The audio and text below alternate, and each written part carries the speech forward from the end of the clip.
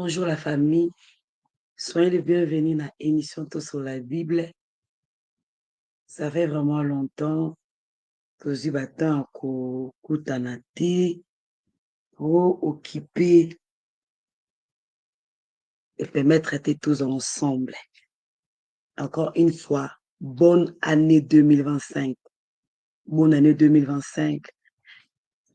Que du meilleur, du bonheur cette année. Nzambe apambola amona bino mabota na bino bisika nyonso ezwami bino na kombo na Yesu. Ma prière na bino esala biso bien, ba encouragement na bino esala biso bien, parce qu'il y a beaucoup de choses nzambe azo déposer na mitema na biso, mais toujours à la procrastination, so much procrastination. Aïe aïe aïe aïe. Ezosalaka no toyaka te, mais nzambe asala biso makasi tokokaka kozala wana tout le temps mpona kopesa bino oyo nzambe azodepose na mitema na biso, parce que eza ya biso kaka te, eza ya biso, eza mpe ya bino topartage. So okoti aime bi video sabone, so nano sabona te partage. Naloba chaque fois soki video peut-être esungi yo te ekosunga ndeko moko azwa lobiko. Thème nanga au sujet nanga, ne méprise pas les prophéties. To mépriser prophétie. To boya prophétie. Pourquoi? To mépriser prophétie. Pourquoi to boya prophétie? Ebele abatu ba odina na kati ya mabulu. Ebele abatu ba vie ezobeba bango. Ebele abatu bazo condamner nzambe. O nzambe osala te. O nzambe azoloba te. O nzambe boye. Mais ebele donc yo pesa un message. Oyo uti epa nzambe. Opesi ye prophétie. Oyo uti epa nzambe. Akoboya akoyoka. Avant nakota na ba détail mosusu nalingi naloba na biso na mukanda ya 1 Thessaloniciens 5. Bible lobi na 1 Thessaloniciens, il dit clair, il dit ne méprise pas le prophétie, mais examinez toutes choses, retenez ce qui est bon. Comme méprisa ngote koboya ngote, mais banda ko examiner moko détail sur détail. Tu examinaka prophétie ndeni, tu examinaka prophétie dans la prière. Ba yo pesa yo message aux yeux ango, on memela ngo epa nzambe. Obandi ko prier sur ça. Obandi ko bondela nzambe. Obandi ko senga confirmation. Est-ce que ça Seigneur, eza yo to eza yo te. Obandi ko tuna nzambe ba question. Oui, bah vraiment, ce qui message on écouté pas nzambe. Yamabe, ozala nguya ya kobebisa ngo ekokisama te. Ya malamu ozala nguya ya kobenda ngo ekokisama. On peut cet exemple mutu moko na Bible. Ézéchias. Ézéchias abande kobela. Prophète Esaïa ye. Aebisi Ézéchias, abe Ézéchias. Tanda ekoki, nzamba lobi bongisa biloko nyonso. Donc biloko nyonso tiango na place. Epona nani okotikela bokonzi na yo po yo il faut okufa. Abi yo kokufa okovivre lisusu te. Naza na Esaïe 58 1 tina 2. Tanga versi nyonso to ede yo. Ézéchias lara atalaki bongo aniskitaki te, abudaki te, aboyaki te. Ézéchias abalusi elomine pa nzambe, abandi prière. Bible dit, Ézéchias tourna son visage contre le mur. Donc, contre le mur, il y a quelle prière en secret. Et fit cette prière à l'Éternel. Donc, aboua qui cause la entouré na batu, aboua qui kokende na batu, aboko loba loba, ake ye moko, ake ko prier. Nzambe, asali prière na ye. Pour la koluka nini ko bebisa ko benga na esprit de mort. nasepeli kotana parce que Ezekias soki akendaki koyebisa bato omona mutu mosusu prophète Esaïe alongwa kuna ye message akomi opesa yo yango wana azokosa yo ebele omona bamessage bango akobeta pa mutu wana alongwa kuna azokosa prophétie wana donc akomi koméprise prophétie wana akomi kokitisa ngo akomi kotia yo na cœur oboya message wana oyo nzambe ayopesa yo yango eza bamessage mosusu oyebisa mutu te yo moko obalola elongi oke oprie mpa nzambe aloba na yo ezekiel soki akoyebisa ndako na ye tala prophète Esaïe alobi na nga boye banye baloba na ye prophète wana mpe ye message yango na oyebi soki ozokufa ya koyebi so te kozoya kobika parceke moto alingaka kaka ya malamu oke toa na nzambe toa mpe na satan diable azoprépare malheur mpona biso nzambe azoprépare bonheur mpona biso sikoyo malheur oyo diable azoprépare nzambe fo ayebisa yo wapesa autorité ya kobebisa malheur wana me biso tolingaka koyeba yango te tolingaka kaka koyeba bonheur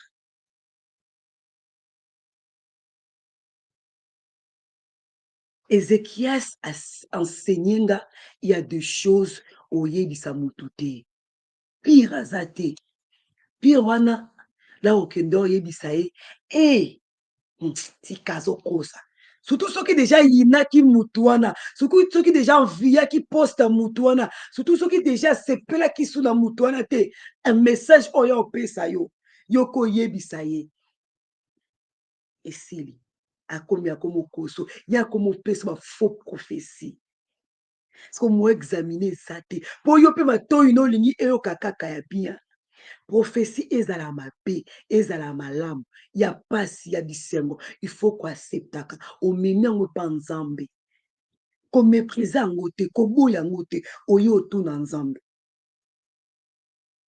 na 2014 dieu m'a parlé nga nzambe olobi na nga mpona sœur moko aza sœur te mpona nga aza sœur mpona aza camarade alobi na nga bi omoni mariage ya ndeko oyo evanda te baoboyana nadi na basoki nasalaki erreur bane arrière me nde nakomoka nzambe sikoyo nakosala erreur te dieu m'a parlé nayebisa 3 personnes nami nzambe alobi na nga boye mpona moto me naye na courage akokende oyebise te bato babudaka bato bakritikaka po eza bachose mosusu nzambe ayebisi yo tellement koma moninga na ye akoma obetelo masolo nde na ntongo nazomedite alobi eske nakoki kobombela mpenza abraham akendaki koyebisa loti te keno bazoboma pardon nzambe alingi aboma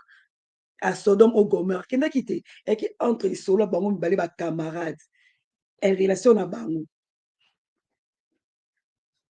ntango soki mpo oza camarade ya nzambe abetelako nyonso mpo oloba te ezodépendre na yo soki olingi okende koloba to olingi ogarde yango osola na nzambe nzambe apesa ye message wana 2014 à 2015 oyebi ke nakoka koproche moto wana te koaproche ye te nayebisa ye nayebisaka 3-4 personnes tala nzambe azoloba boye konégligeaka prophétie te avec le temps 2000 année passée bazoyebisanga ke mutu wana bakabwana na mobali na ye ye kutu azalaka akenda soki wapi oyebi moto azoloba yango soki azokoinsiste ke yo comprendre ke non nazolobela mutu boye mbala moko prophétie message nzambe apesaki nge ye na biseigneur c'est vrai nzambe alobaka mpongo namonaki 2014 2015 ekokisama nango te nzambe mpe après combien de temps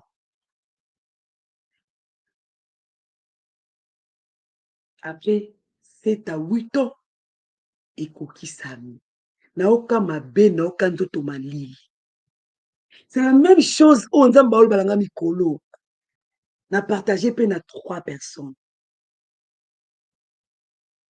eyala mama moko mariage n'est pas à moins de 5 ans. Mariage n'est pas à moins de 5 ans. Et écoute ça. Et ça a sous-souté. Après 5 ans, on a abandoko sabato, pas abandoko ça ensemble. Il y a kolbaka baza ensemble. Pourquoi? Pour Sony. Ko vivre pour na Sony te bomayo. Pour Sony. Parce que ekufa koza nini. Po ye mtotika mobali te mobali mtotika. Mobali mtotika parce qu'a condamné. A condamné moi si na ba échec na ye. Eza faute à moi, c'est eza faute à ye moko. Chemin na ye ezala bien te, atambola bien te. Mais ye azo condamné moi si. Tellement condamnation eleki. Alors ça a semblant te. Pour le moment ça a semblant. Alors tika moi si. Parce que moi ça akoka. Soni wana ta luka kangama. Mais ekoma pena la ta mobala koboya obimisa ngo poisa na boyi. Je vais plus. Nathan wana. Parce que moi ça comprendre que notre mariage oyo eutaki pa nzambe te. Ezaki ba sentiment. Koswana mutu sentiment ebotaka. Ezaki ba sentiment. Yango mobala koki susu te atiki. Aotika ye.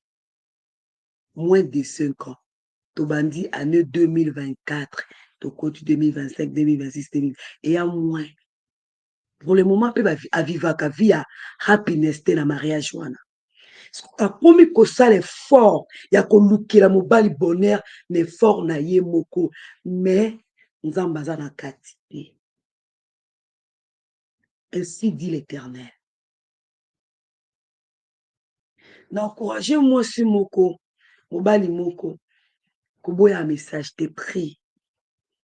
Courage on azwi na koloba. Bayebaka prophète ou prophétesse tango azoloba makambo ezosalama. Courage on azwi pona koba parce que Dieu m'a nzambe insisté. Pe na 2014 2015 lela yokaka ndeko wana ekokisa mibongo pe. Esengo na nga ekokisa mate mais c'est la volonté de Dieu to luka ko chanza ngote. Nadama na TikTok na otala. Servant de Dieu, mon PC message n'est pas prophète. Ni donc bazongi si vidéo on a passé qui vidéo à kala. Ni ko Bouddha bouddhiste serviteur de Dieu. Est belé. Attends que ba titre on ba prophète, ba servante, ba serviteur, ba nani, ba lingaka vraiment te ko accepter message, ko accepter prophétie. Ba lingaka te. Ba méprisa kaka. Après l'hôpital échec ya avant disco ye moko akomoloba eloko balobaka na nga mwana moko boye sans titre alobaka na nga eloko oyo ser moko boye sans titre alobaka na nga eloko nzambe asalelaka bato na titre te asalelaka bato na relation ye na nzambe servant de Dieu nazobude prophète wana na niveau moko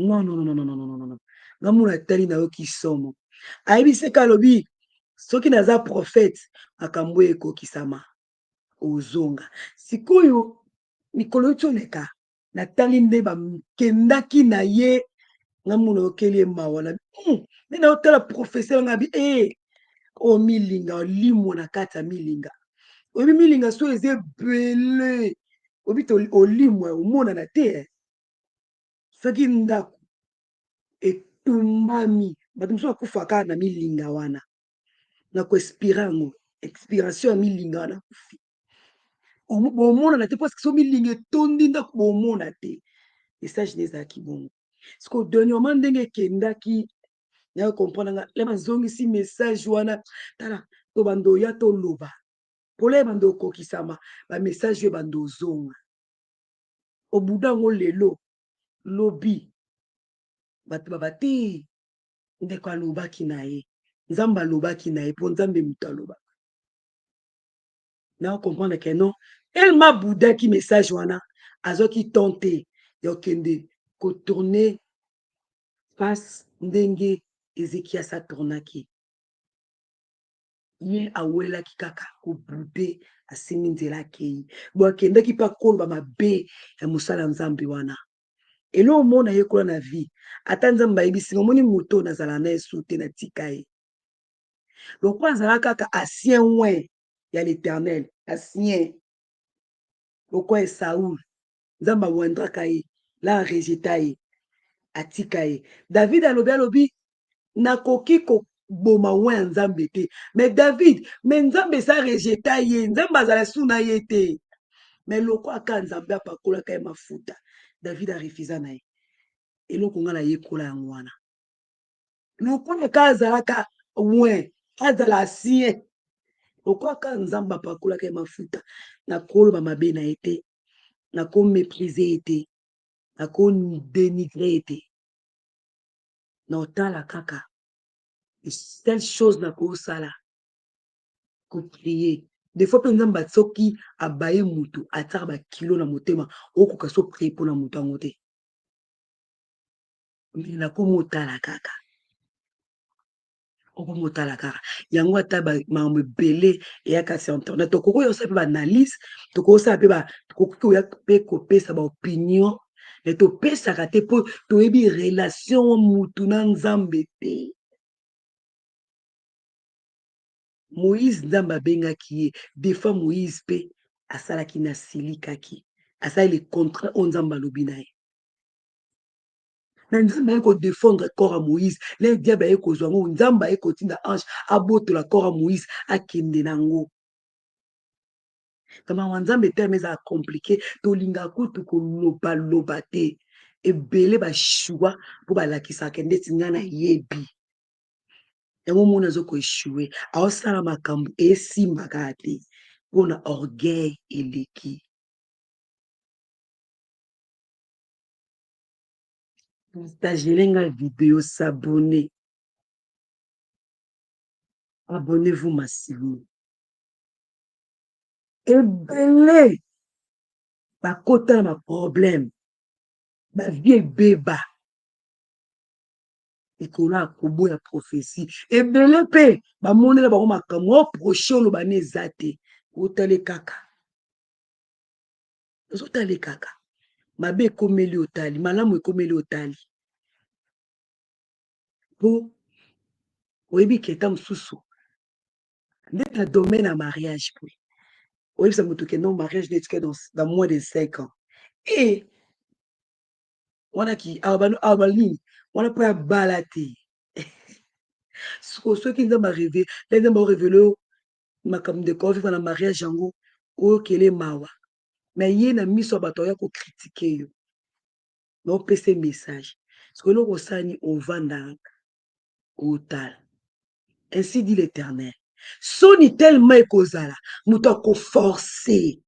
Mais lokola eza oyo ewuti epa nzambe olingo olinga te ekobima na étoile sur étoile keno oyo nzambe aza te ezala esusu te. Ndenge arrivé na ndeko na biso baza ensemble te eosalaka ndeko akima mosika ya mboka mobali wana azalaka.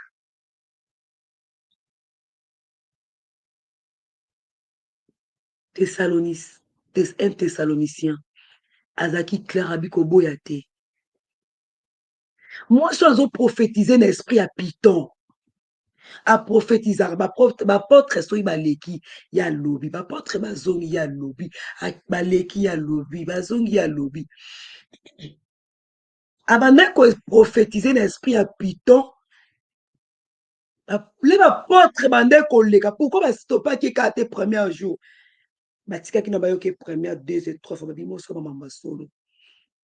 Malgré tout bayaki koya susu kosala nini?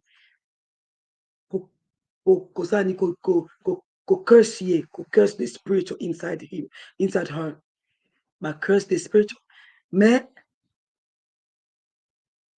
balobi bango mobi ke non azoloba makambo solo mais l'esprit de Dieu te. Veut dire quoi?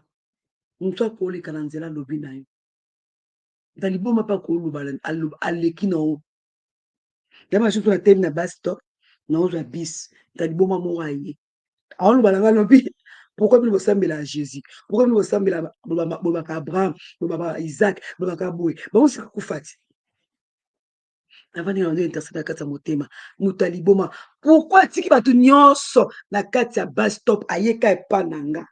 Pano bananga keno. Pourquoi bino bosambelaka Jésus, bosambela bobama Abraham, bobama ya Isaac, bobama kamba Moïse, bango si bakufati. Pourquoi? Bamonaki quelque chose kati nanga. Yango ayaki koloba nanga bongo. Peut-être diable atindaki pa ko décourager, mais nga ce qu'on a examiné on a vite o eza diable mtanga banini ke non to monde ya Jésus akufate Jésus na biso akufate akufaka bona kokende kozwa o biso to bungisa pe asekwa azovanda na droite ya père azoko intercéder pour nanga na yo. Dans un moment, été na suki awa partager vidéo na se présenta qui était na bande de la mission, na se présenté servant de Dieu MG Maman Marie-Grâce, servant de Marie-Grâce. Partager vidéo. Nene saka mutu moko boy comme mépriser prophécité. Eza makamza maloba na ba plus de 10 ans passés sur bateau. Ba 15 ans passés, ba 12 ans passés. Ba 5 ans passés. Na komo monango ekoma ko salema. Yango atanga mutu asaleli nga fier, ayo critiquer nga, ayo loba, nabanga na nga te. Po yo lukanga. Nabanga te, po yo lukanga. Parce que ça va tout là yo luko so kandela les portes, moi offre la porte ezate, o tali na fenêtre, to na lidusu, eza ba tout là ya ofunguli les portes. Ne méprise pas les prophéties. Examinez en gros, soit détail sur détail, mais mango liboso nzambe ndenge Ezekias amemaki, prie. Nzambe ezaya yo oyebisa ngai nabongisa ndako na nga na okufa. Seigneur, nga na besoin kufa te, nga na besoin vivre, nga naza boye, nga naza boye, nga naza boye. Ézéchias a prié, abetele mutu te. Poso abetele mutu, ba jaloux ya Isaïe bazalaki. Bengeba ba ye Isaïe wana ka yeka sakani nzambe mutu alobaka na ye. Ye Isaïe wana aokanisa nini? Ka ye moko nde nzambe apesa ba prophétie. Aussi, tala Bible elobi boye, tala boye. Yango eza ba prophétie mosusu yoka na nzambe. Nzambe apambola bino. Année eza année ya surnaturel et miracle. Connecté na grâce pour bénéficier. Woman of prayer. Rise of prayer church ministry. Que Dieu vous bénisse. Apesi mbote na nga ba mama nyonso woman of prayer, mbote na nga ba ndeko nyonso to. Samedi le 18 oza na parc na 12h30. Maombi na 10h30. Oh malili te so babengi nga na kende ozwa 1 million siko ata neige ezopela lokwa soki nini na okende. Donc zala wana 10h30 wabi nanga yaka na 5h topeso 100 000 na olala te na oveye. Bon, même chose tokutana wana nzambe apambola biso tokuta lisusu mbala nsima na émission Tosolo la Bible. Merci, bye bye.